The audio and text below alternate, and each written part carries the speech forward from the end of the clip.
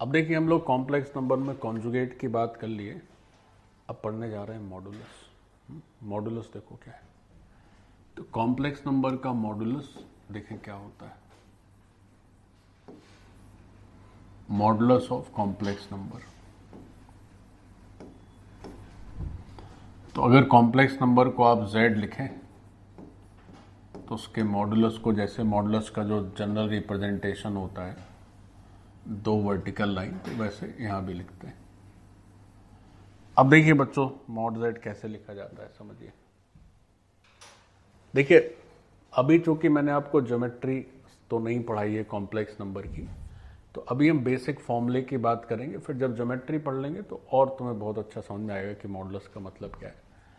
तो अभी केवल हम डायरेक्ट बेसिक फॉर्मूले और छोटी छोटी चीज़ों की बात करेंगे। तो जैसे z अपना दिया है x प्लस आई वाई, तो इसका जो मॉडुलस होता है that is root under x square plus y square.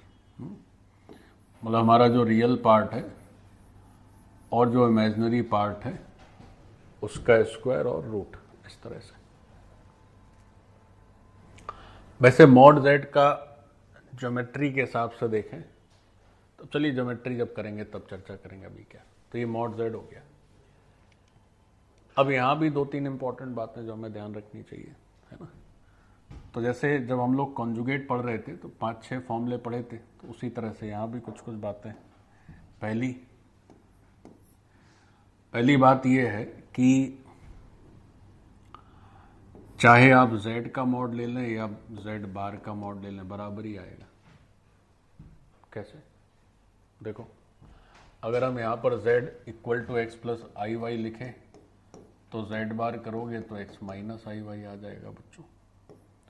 तो जब मॉड z बार करेंगे तो रूट के अंदर क्या होगा, एक्स स्क्वायर और यहाँ माइनस वाई का स्क्वायर। तो ये भी तो मॉड z के बराबर ही है ना, ठीक है। तो यहाँ भी वही चीज़ है। वैसे मॉडुलस का मतलब मैग्नीट्यूड, लेंथ से हम लोग समझते हैं, वेक्टर में भी आपको ध्यान होगा। यहाँ भी बच्चों लेंथ से ही मतलब है, बट उसके लिए थोड़ा आपको कॉम्प्लेक्स नंबर की ज्योमेट्री को समझना पड़ेगा, जो अगले सेक्शन में करेंगे, तो बात करेंगे वहाँ पे। अब जैसे क्या होता है कि दो कॉम्प्लेक्स नंबर है, दोनों को हमने मल्टीप्लाई किया फिर मॉडुलस कर दिया। तो आप ऐसा कर सकते हैं कि मॉडुलस कर दें पहले फिर मल्टीप्लाई करें, एक ही बात है। Same logic can be generalised for many, say n complex numbers like this. So this is mod z1, mod z2 and mod zn. जैसे आप ये डिस्ट्रीब्यूशन मॉडुलस का मल्टीप्लिकेशन में कर पा रहे हैं, सिमिलरली आप डिवीजन में भी कर सकते हैं बच्चों, ऐसे। तो ये हो जाएगा आपका mod z1 ऊपर और mod z2 नीचे। फिर नंबर 5 है। अच्छा एक बात और, कॉन्जुगेट में क्या होता है, समेशन में भी हम डिस्ट्रीब्यूट कर पा रहे थे, यहाँ समेशन वाला रूल नहीं चलेगा, है ना। जैसे मान लीजिए आपसे कहें कि साहब ऐसा है कि mod of z1 plus z2 है, तो क्या इसको ऐसे लिख सकते हो? नहीं, ये हमेशा वैलिड नहीं है। तो समेशन या सब्ट्रैक्शन में ये रूल काम नहीं करेगा, not always true, but multiplication और डिवीजन में काम कर जाएगा। समेशन सब्ट्रैक्शन में मॉडुलस को आप हमेशा डिस्ट्रीब्यूट नहीं कर सकते, बट उसमें भी कैसे कर सकते हैं तो उसका हम आगे उसको एक अलग सेक्शन में पढ़ेंगे, that is triangle and inequality, है ना। इन मॉडुलस में दाएं और बाएं क्या रिलेशन है ये भी हम लोग सीखेंगे, बट अभी नहीं, आगे। तो मॉडुलस में ये सारी चीजें नोट कर लीजिए।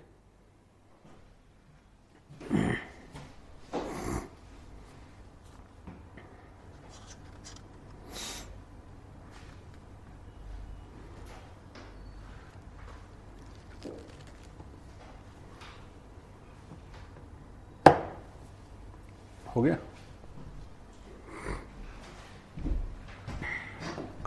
अब बच्चों जैसे हमारा जो से थर्ड जो हमने बात देखी है, थर्ड रूल जो है इसी को ऐसे भी आप समझ सकते हैं, कई बार इस तरह से भी दिया जाता है, जैसे लिखा रहेगा mod z to the power n उसका मॉडुलस, और सामने लिखा रहेगा mod z to the power n।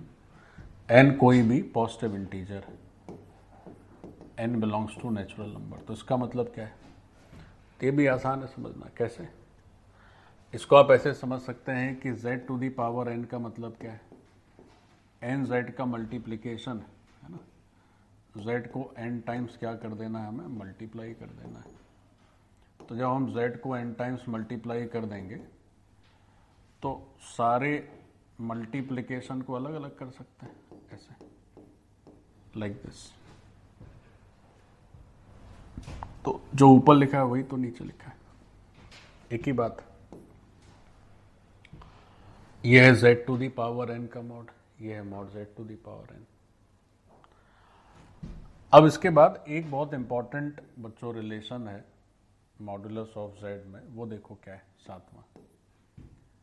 z बार का अगर मल्टीप्लिकेशन किया जाए तो मॉड z का स्क्वायर बैठेगा, है ना। This is very important. कोई भी कॉम्प्लेक्स नंबर है, उस कॉम्प्लेक्स नंबर को उसी के कॉन्जुगेट से आप मल्टीप्लाई करें तो you get mod z square. अच्छा कैसे, देखो जैसे मान लीजिए एक कॉम्प्लेक्स नंबर है x प्लस आई वाई और उसका कॉन्जुगेट है से x माइनस आई वाई, तो ये a प्लस बी और a माइनस बी है। तो जब आप इसको मल्टीप्लाई करोगे तो रिजल्ट क्या आएगा, x square minus i Y का स्क्वायर। तो बच्चों ये एक्स स्क्वायर माइनस आई स्क्वायर वाई स्क्वायर होना है, और आई स्क्वायर की वैल्यू -1 होती है, और पहले से माइनस है तो माइनस माइनस मिलके क्या हो जाना है, plus. So the answer is x square plus y square. और ये जो x square plus y square है, इसी को क्या कहते हैं, मॉड जेड का स्क्वायर। तो ये हमारा जेड है और ये उसका कॉन्जुगेट है। तो कोई भी कॉम्प्लेक्स नंबर हो उसके कॉन्जुगेट से मल्टीप्लाई करो तो हमेशा मॉड जेड का स्क्वायर आएगा, ठीक। So this part is done.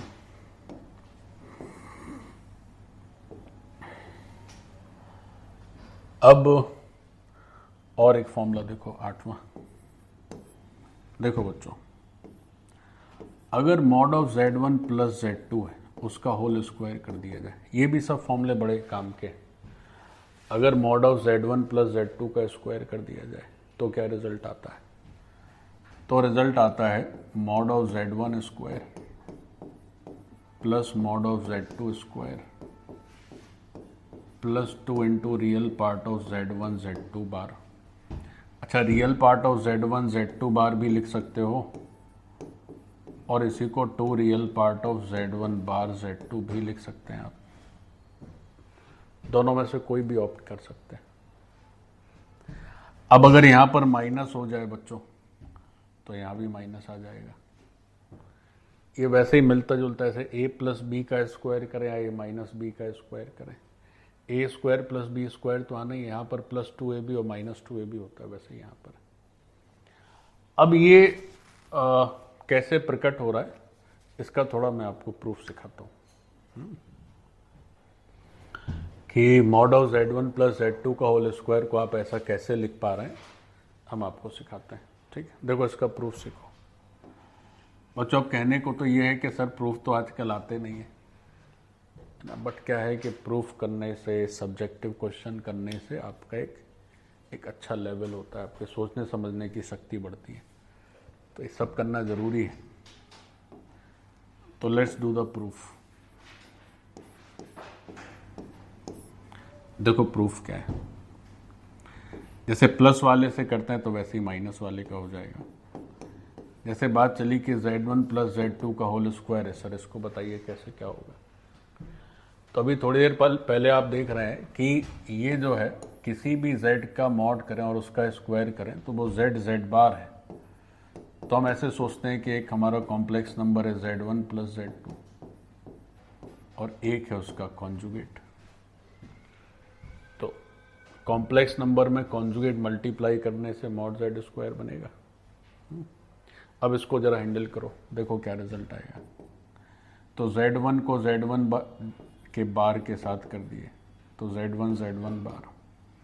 फिर Z2 को Z2 बार के साथ कर दिए, प्लस अब क्या हो जाएगा, Z1 के साथ Z2 का बार और Z2 के साथ Z1 का बार। तो दो हिस्से की तरह देखो इसको, ऐसे।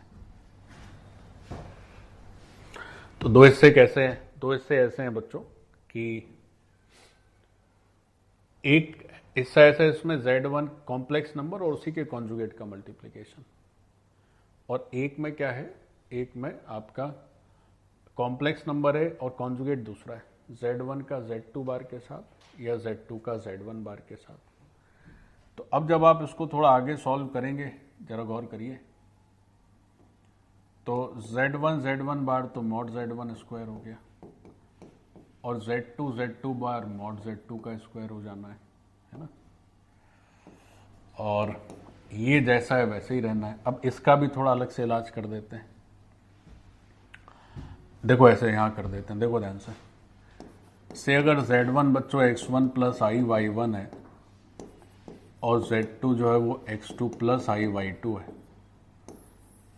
तो अगर आप इस तरह से करें कि Z1 Z2 बार करें और Z2 Z1 बार करें, यानी कि एक कॉम्प्लेक्स नंबर लिखें, दूसरे का कॉन्जुगेट करें, इस तरह से, तो आपको डायरेक्ट रिजल्ट ये आप याद रख सकते हैं कि आपका रिजल्ट आएगा 2x1 x2 plus y1 y2, ऐसे, है ना। इसमें कोई भी आई वाला टर्म बचेगा नहीं। रिजल्ट क्या आएगा, 2x1 x2 plus y1 y2। आप करके देख लीजिए, ये रिजल्ट आएगा। तो अब ये रिजल्ट का मतलब क्या है, अब ये जो रिजल्ट है, ये x1 x2 plus y1 y2, 2 को मैं हटाई दे रहा हूं, तो ये जो रिजल्ट है, ये रिजल्ट हो जाता है real part of Z1 Z2 बार, या इसी को आप कह सकते हैं real part of Z1 bar Z2। आप सोच के देखिए, Z1 और Z2 के बार का मल्टीप्लिकेशन करेंगे तो यही रियल पार्ट आएगा, और Z1 बार और Z2 का मल्टीप्लिकेशन करेंगे तो भी यही रियल पार्ट आएगा, है ना। जैसे हम करके दिखाते हैं, हम आपको करके दिखाते हैं। देखो, जैसे मान लीजिए Z1 बार और Z2 ही आपको करके दिखाए, देखिए, तो Z1 बार इंटू Z2 करके दिखाते हैं, तो क्या हो जाएगा बच्चों, x1 माइनस आई y1 और x2 प्लस आई y2। सीखो, हमें इसके इमेजिनरी पार्ट से कोई लेना देना नहीं है, हमें केवल रियल पार्ट से मतलब है। तो रियल पार्ट तब आएगा जब आई का टर्म ना आए, तो एक तो इसमें आ जाएगा और एक इसमें आ जाएगा, तो इन दोनों का मल्टीप्लिकेशन बैठेगा x1 x2, और ये हो जाएगा minus I square y1 y2 and I square is -1, so this is y1 y2। फिर आई का जो टर्म आएगा आते रहेगा, हमें तो इसी से मतलब है ना। तो व्हेनेवर आप इस टर्म को जब मल्टीप्लाई करोगे, यानी एक कॉम्प्लेक्स नंबर और दूसरे का बार, तो 2 into x1 x2 plus y1 y2 आएगा, और 2 इंटू और x1 x2 plus y1 y2 क्या है, Z1 Z2 बार का रियल पार्ट भी कह सकते हो, Z1 बार Z2 का रियल पार्ट भी कह सकते हो।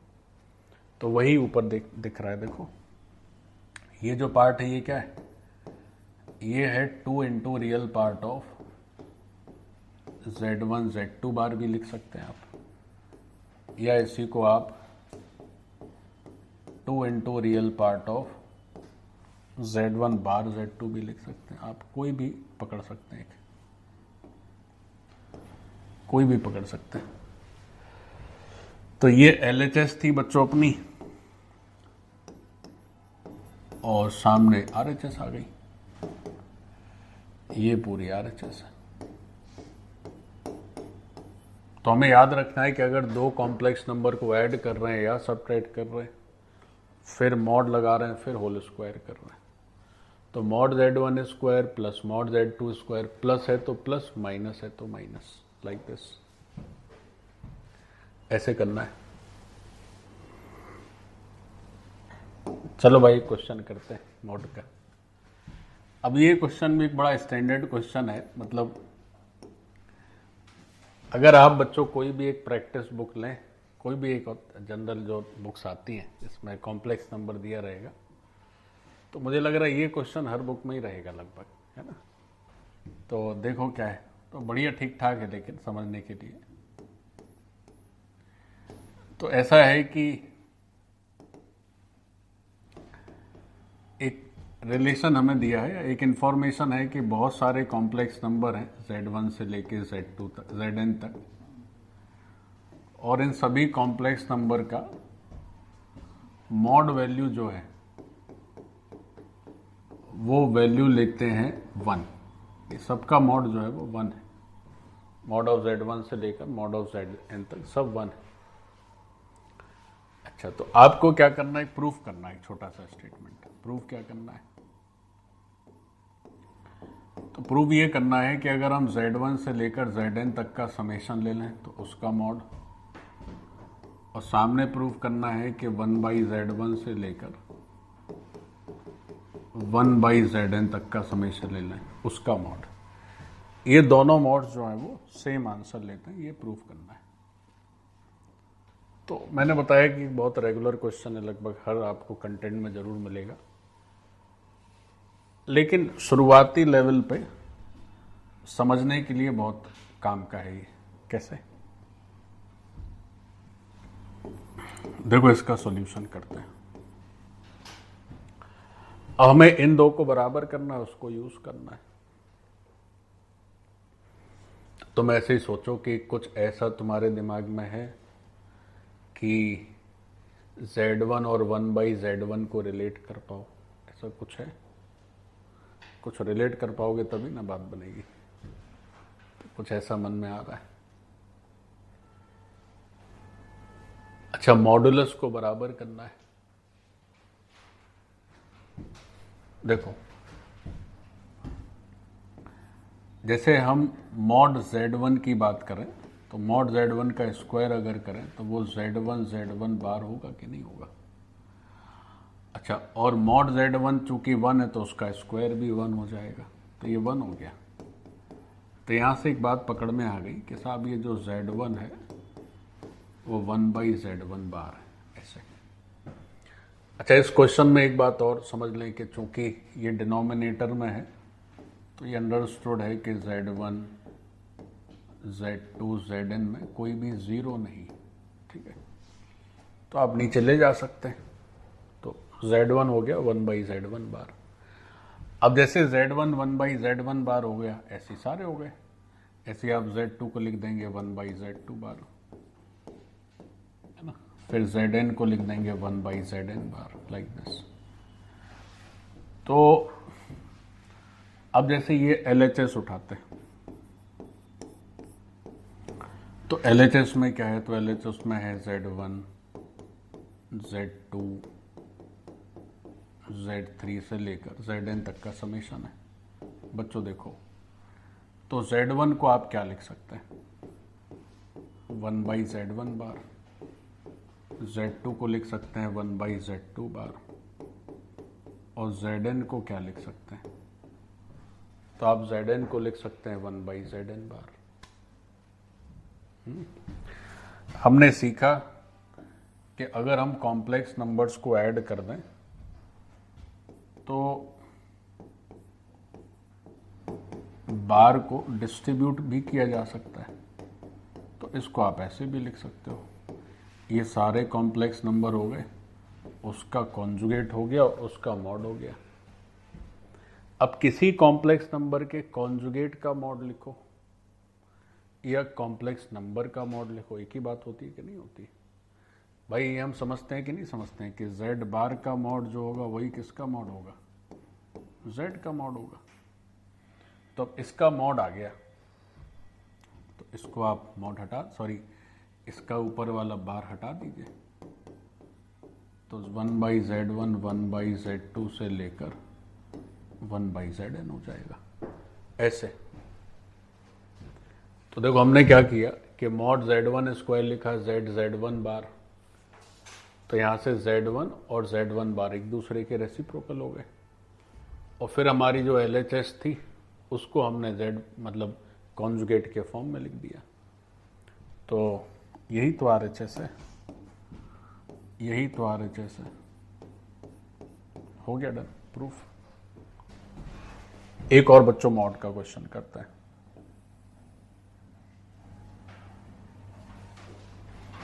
देखो क्वेश्चन इस तरह से है कि दिया हुआ है कि से मॉड बीटा 1 है, ठीक है। तो कह रहे हैं कि find value of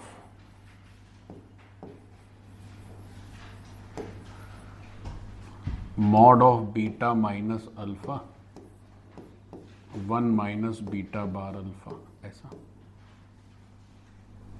alpha beta कोई भी कॉम्प्लेक्स नंबर है, ये जो है दो कॉम्प्लेक्स नंबर्स हैं।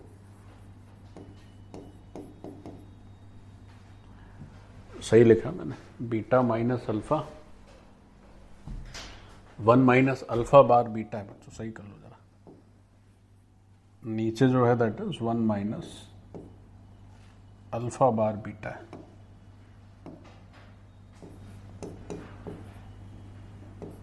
चलिए अब इसको सॉल्व करना है, इसकी वैल्यू बतानी है कैसे आएगी।